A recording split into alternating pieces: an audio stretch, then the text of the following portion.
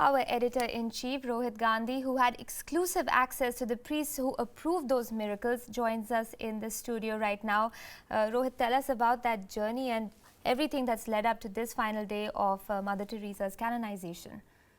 This was almost in 2002. We were in Calcutta, and we had called the Archbishop of Calcutta to talk about Mother Teresa, and they had just started the journey of her canonization and her beatification, actually, before the canonization. And the Archbishop of Calcutta, then Henry, told us that Mother Teresa had been exorcised, and because Satan had come upon her and possessed her, and we were completely shocked that Mother Teresa was exorcised. And he said, absolutely. And so we went and reached out to the priest who had actually exorcised her. There was Father Rosario Straccio, and we got him on camera talking about how the Archbishop had called upon him to exorcise Mother Teresa. And they also gave us access to Monica Bestra, Right. Who she seems to have done the miracle on, at least they said that. That she got rid of a big, large tumor in her stomach. She explained to us how it all happened.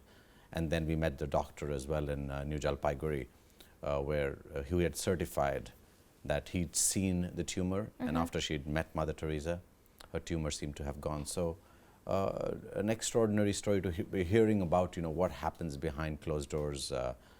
We had no access to this before, but when we heard about this and we investigated it, and certainly a journey and a half. Right, and in fact, there has been a certain amount of controversy surrounding Monica Bestra and her case, with some skeptics talking about how it was perhaps not a tumor but a cyst, and it was perhaps tuberculosis and not cancerous. Does that take away really from this major day in the Roman Catholic Church, especially for Indians who belong to the denomination, that she is receiving sainthood today, but there are these voices going against the grain as well? As a scientific, kind of well-rounded human being, you would not believe a miracle in today's day and age. We are all very science-driven, and so we question that ourselves. But the woman herself said that there was no other way of explaining how it just went away so quickly. And neither did the doctor. The doctor said he's operated all his life and he's been with patients all his life. But her other doctor seems to suggest that she'd been on medication, right, and her large football-sized cyst in her stomach vanished with the medication. So I think there are enough scientific souls out there who will shed more light on it. Right. But from our perspective, there was somebody telling us and there was a doctor certifying it. We went with it. Did we question it? Absolutely, we questioned it. And it isn't just Monica Bestra. I mean, for her to achieve this sainthood, for Mother Teresa to achieve sainthood, the Church requires scientific, not scientific, but proof really of two miracles. The second was with a Brazilian man. Tell us a little more about his story. The Brazilian man was in hospital. He was on a operating table because he was in coma. And his wife went out to pray, and when she, because there was a technical fault in the operation theater, and when they came out of that, when she came back from the church, the husband was upright and sitting, and they didn't have to operate on him, so the doctors were a little surprised. And she had gone and prayed to Mother Teresa, and that's what she said, that it was because she had prayed to Mother Teresa, and Mother Teresa had done the miracle. So, again, this is all about belief, right, and certainly questioning somebody's belief is not our job as journalists. We look at what's told to us at the same time. If it seems starkly out of place, we will point it out, but we have to believe what people believe. And I mean, we've spoken about skeptics having their questions, but at the same time, it is sort of heartening also to see that in a world where people are lost without hope, that there is space for prayer and hope, and that can result in bringing a certain amount of relief. In this case, Monica Bestra and the Brazilian man did get a new lease on life, but really speaking for their families, how important is hope in that sense to people across the world? I'm not talking about just generally one person in one religion, but really speaking across the smorgasbord of religions that we have in today's world. Mother Teresa herself was such a ray of hope.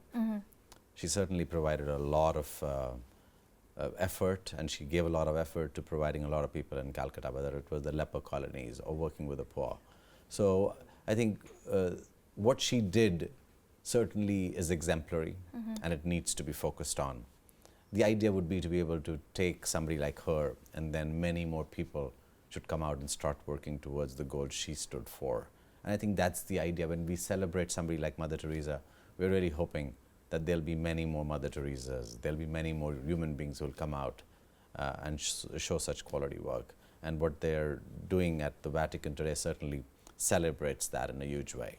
Right, I'm glad you brought that up, because I mean, in one sense, we're looking only at these two specific instances of miraculous saving of these two people, but that's really not her lasting legacy, is it? It is more for the work that she did for the poor, for the destitute. And do you think that is perhaps the more important aspect of Mother Teresa's life and journey that will continue to inspire and prove to be a source of inspiration for so many people across the world?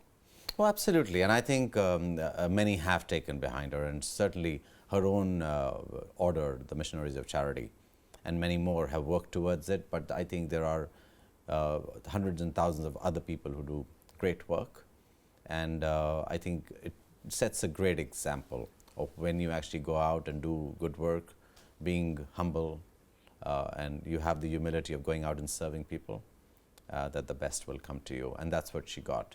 Without being powerful, still extremely powerful.